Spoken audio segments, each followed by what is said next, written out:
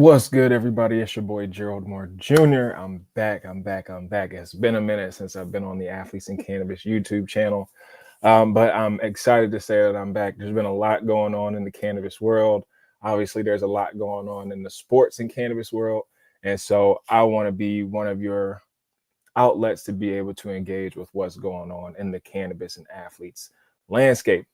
I haven't been able to keep up to date with everything going on. I've been so focused on what's going on in Ohio. I live in Ohio, so I've been doing a lot of stuff on my other channel, which is Ohio Cannabis Report. So please go check that out. We have a lot going on in the state of Ohio when it comes to cannabis and a lot of other issues that that many states are facing. We're a red state, but I live in Columbus. Columbus is blue. Uh, Ohio State University is here.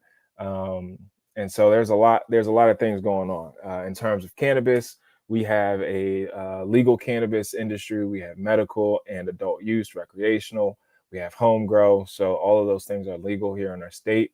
But again, we're still fighting to normalize and end the stigma, while also ensure that people that have been most harmed by prohibition of cannabis, communities, especially of African American descent, Black and Brown, Latinx folks, are supported in this new transition of wealth building.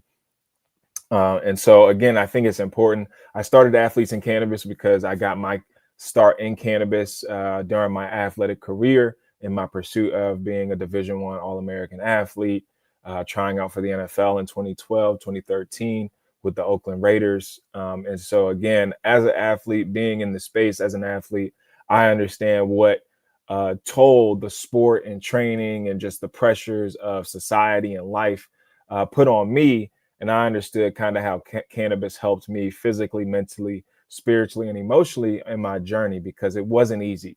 And I didn't really have all of the tools and resources that I needed to truly support me. I mean, I had a good amount of support, but I found early on that cannabis was something that, again, you know, folks don't think twice about taking Tylenol or ibuprofen when they have a headache or they have some soreness, right? And so cannabis became something like my Tylenol, my ibuprofen when I would deal with pain, stress, anxiety, depression, PTSD, or just physical pain, right? As an athlete, you're dealing with a lot of soreness from exercise, working out, training, and competition.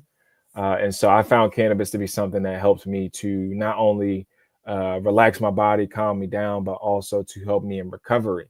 But obviously, when I was playing 2008 to 2012, cannabis was illegal. Cannabis was still heavily frowned upon.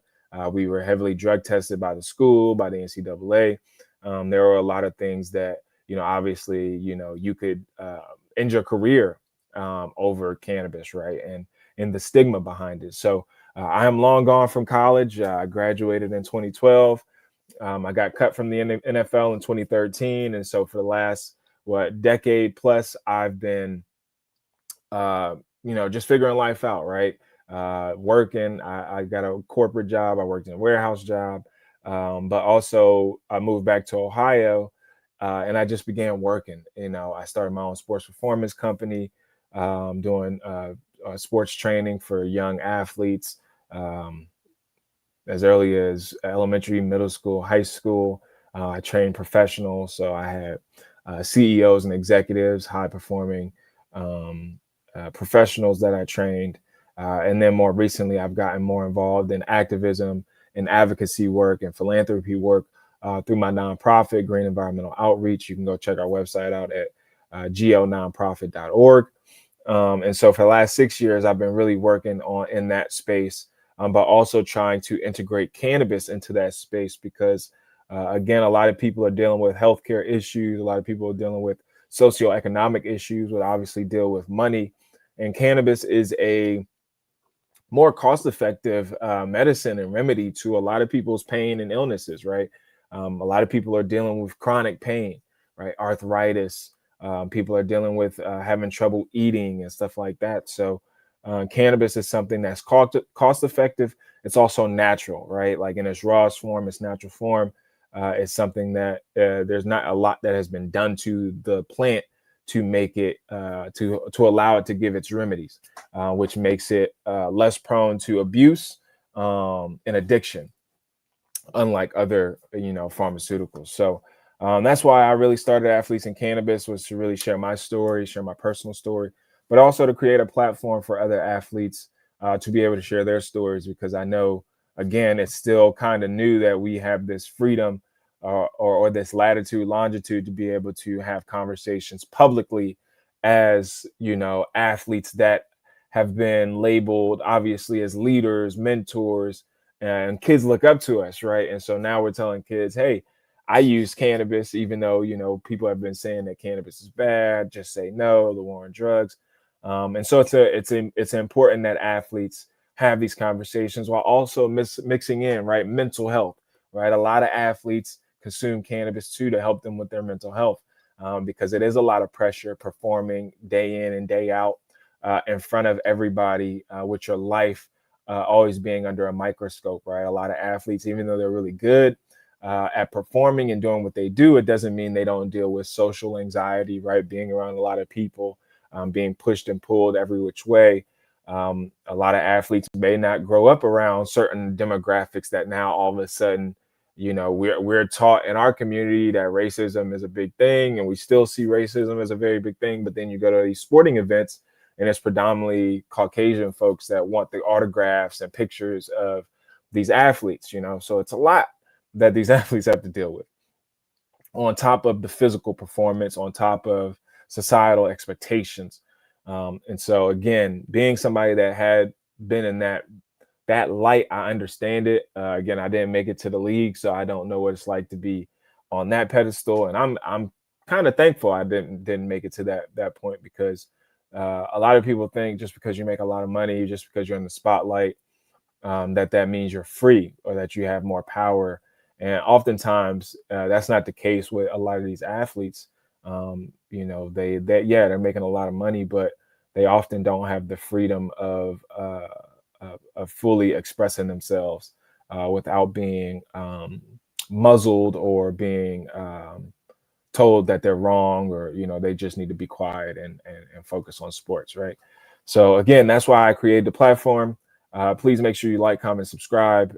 This platform is for entertainment purposes only, informational purposes only, news purposes only. These are my opinions. These opinions do not coincide with anybody outside of this or any of my business ventures. These are just strictly POV news articles and stuff like that. So again, nothing is being sold. This is not for children. This is for adults. And I am in a legal state. Let me see. So I did want to do some articles, some recent articles about things going on in the cannabis space.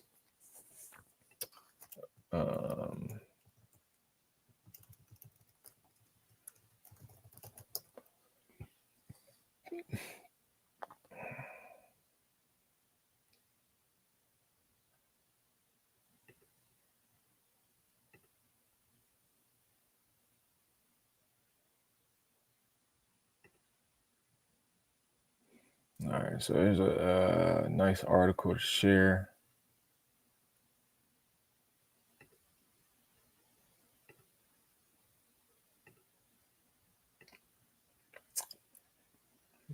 So Houston's newest NBA star is low-key the league's Willie Nelson. For Kevin Durant, weed isn't taboo. It's part of the game. After many teases, Houston Rockets Kevin Durant interview with podcast Bobby Althoff has finally dropped. The conversation featured Althoff patented deadpan, quickly antagonistic interview style and playful tension between her and her guests that folks have come to expect when watching her show. Let's see.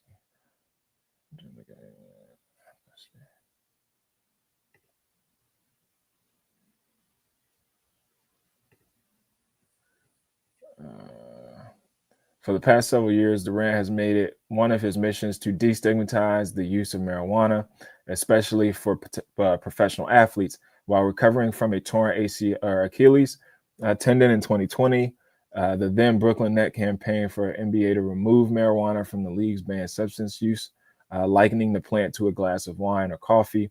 Everybody on the team drinks coffee every day, taking caffeine every day, or guys go out to have wine after games or have a little drink here and there. Marijuana should be in the same tone, Durant famously said. The following year, the Brooklyn Nets announced a partnership with Weed Maps, an online marketplace that directs customers to cannabis shops rather than selling marijuana directly, company which Durant signed a partnership with in 2021, marking a significant step in the destigmatization of weed in the NBA.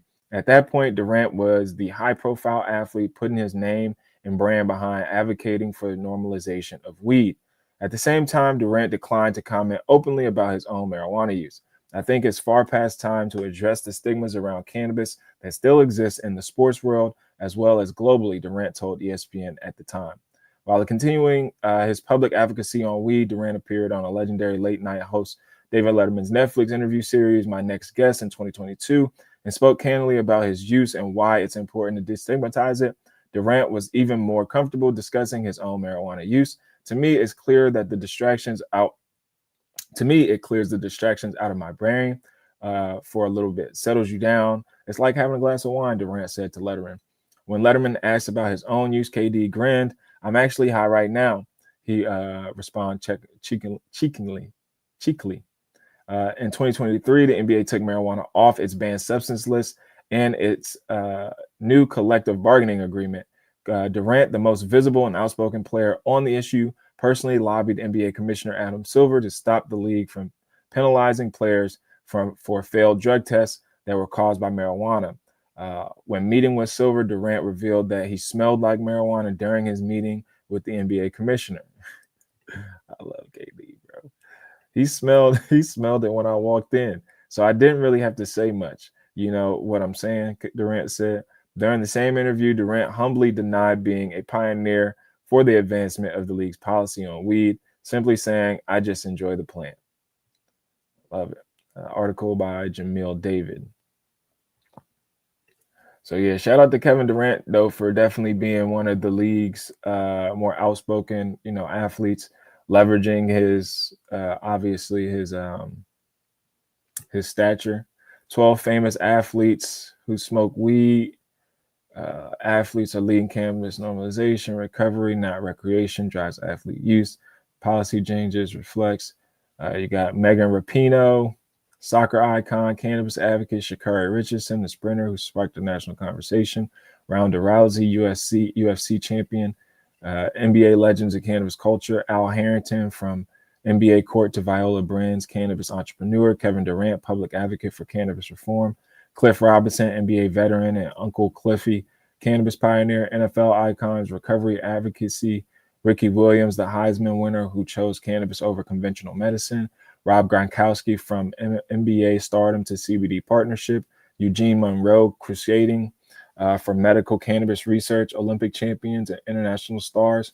Michael Phelps, the bong photo that changed everything. Ross, I don't know that name, the snowboarder who kept his gold medal. Combat sports and cannabis integration. Mike Tyson, from heavyweight champion to cannabis mogul. Cannabis for athletic recovery, what athletes choose. Athletes increasingly turn to cannabis for recovery, with many gravitating towards specific strains and products based on their needs.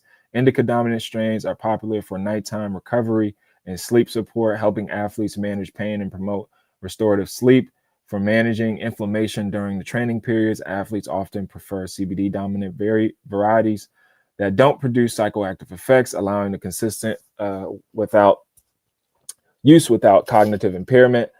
Athletes also consider terpene profile when selecting cannabis products, recognizing that compounds like myrcene, caryophyllene, and limonene contribute to specific therapeutic effects. Herb strains guides preview. The future of cannabis in sports. Major sports leagues continue reforming their cannabis policies, with institutional resistance eroding as more athletes speak openly about their use. The focus is shifting from prohibition to education and responsible use guidelines. Former athletes are increasingly launching cannabis brands specifically designed for sports recovery, driving innovation in product formulation and delivery methods. These athlete-founded companies bring authentic experience to product development, creating solutions that genuinely address athletic recovery needs while advancing cannabis acceptance in mainstream sports culture. The NFL, the league, no longer automatically suspends players for marijuana. Positive dramatically increases the THC thresholds that triggers a positive test.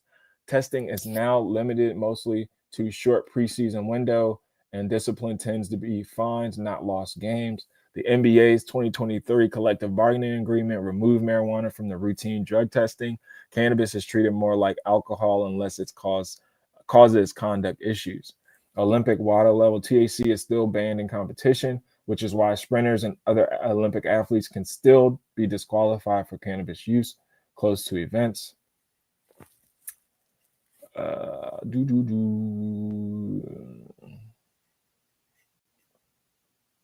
So yeah. So, but athletes play a huge role, you know what I mean? Politically, with their influence, obviously, and being able to educate and impact legislation and a lot of things going on. This was a big article that just came out, big headline. Lockdown to lock up ex-NBA player Tony Allen busted on drug charges. Former NBA lockdown defender Tony Allen faces new legal issues following his recent arrests for cocaine and marijuana possession. Allen, a popular Grizzlies player from his days in the league, was detained and held at Poinsett County Detention Center on Wednesday. According to a report, Allen was arrested in Arkansas as a passenger in a vehicle pulled over on Interstate 555 and charged with multiple drug offenses after authorities found him carrying marijuana, and Poinsett County Sheriff's Department said. A box with powder, later confirmed to be cocaine, also put Allen and his friend, 33-year-old Will Halton, who was driving the vehicle, in handcuffs. Body cam footage of the arrest released online showed the man driving Allen taking full responsibility for the drugs in the vehicle. Allen, 43, maintained notoriety in retirement as a host of an online show, Out of the Mud. Notable guests included Rashawn McCants, are famously featured. He played for Memphis from 2010 to 2017, spending 14 seasons in the NBA. While a memorable name in the NBA fans, Allen's recent legal troubles have complicated his post-career reputation, which include his run as a core member of the Grizz alongside Mike Conley Jr. and Zebo Zach Randolph. It is not Allen's first run-in with trouble. After his playing days, his name surfaced in an investigation into health benefits fraud that resulted in a 6-month prison sentence for former NBA player Sebastian Telfair. Telfair also received 3 years of supervised release and a plea agreement stemming from defrauding the NBA's players' health and welfare benefit plan. Allen avoided jail time and was sentenced to community service after pleading guilty to conspiracy to commit healthcare fraud and wire fraud in April. The scheme, which involved 18 former NBA players, defrauded an estimated $5 million from the league's benefit plan. That's all. Allen paid back the $420,000 obtained from the scam. He's only tripping.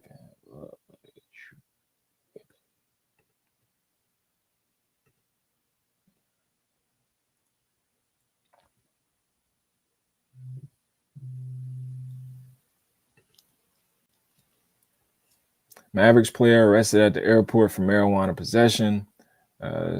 October 29, 2025. A bad start to the season for Dallas Mavericks is getting even worse. Mavericks guard Brandon Williams was arrested on Saturday at the Dallas-Fort Worth International Airport. Team beat writer Ron Herald, DLS Sports, reported on Tuesday. Herald notes that Williams was arrested in the C terminal on the airport and was charged with possession of marijuana. Williams, 25, went undrafted in 2021 after playing in college ball. His college ball is Arizona. He initially bounced around the G League and followed a brief NBA cameo with the Portland Trail Blazers, signed with the Dallas in 2023. Williams has since averaged 6.3 points and 1.8 rebounds in his 11.9 minutes per game over 2+ seasons with the Mavericks.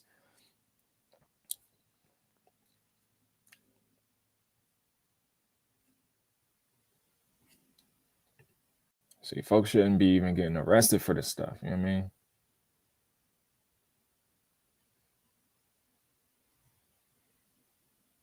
It's crazy.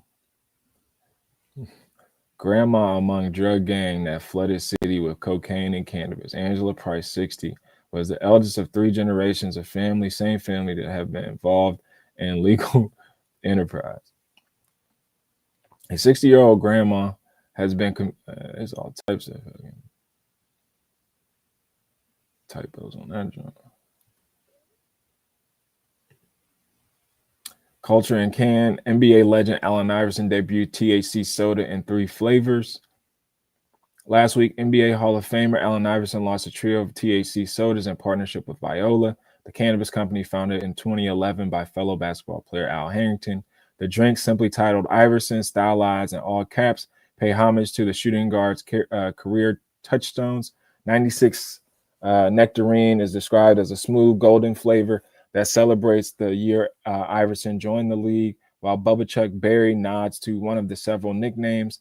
Crayon Apple Crossover was inspired by his signature ankle bruising move, and one that he's widely credited for revolutionizing with the NBA. Each can contains 10 milligrams of hemp-derived THC per 16-ounce serving. The drinks are currently rolling out in Specs, Total Wine, and Circle K locations nationwide. A yet-to-be-announced retail space. Price. I've always stood for being authentic and disrupting the game, Iverson said. Now Circle K has the real AI. And with my drinks, we're giving people something bigger than just a product. It's culture in a can.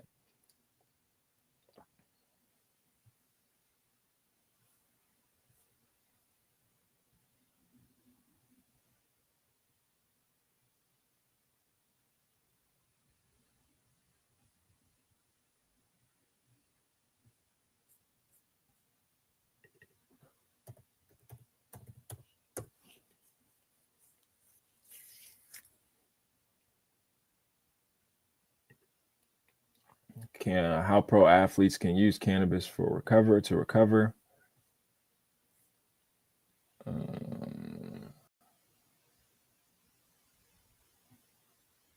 So yeah, let me know too if y'all watch this video. Let me know what athletes you'd want to have me interview or come on the show. I mean, obviously, I want any of the big names: Kevin Durant, Ricky Williams, Matt Barnes. Any of the NBA, NFL players. We would also like to have some sponsors, some partnerships. So if there's any brands that want to partner, sponsor with athletes in cannabis on our media channel and platform podcasts, we will greatly accept any opportunities to partner or collaborate with any of you all. So again, you can follow us on Instagram, direct message me on Instagram at Athletes in Cannabis. We're also on Facebook at Athletes in Cannabis, and obviously on YouTube. Go ahead and subscribe to our channel. Make sure you like, comment, subscribe, and send us any content. If you have any content or any stories that you want us to share about cannabis. Also, if you're not a professional athlete, like if you're into yoga, if you're into working out, exercising, if you're a mom athlete, a former athlete that still, trains and works out and, uses cannabis, even in a microdose form, we want to have all forms of athletes on here, sharing their stories, right, of how cannabis is helping them navigate their lives, their careers, either currently during their career or post-career. So again, my name is Gerald Moore JR. I'm the founder of Athletes in Cannabis, signing off. Peace.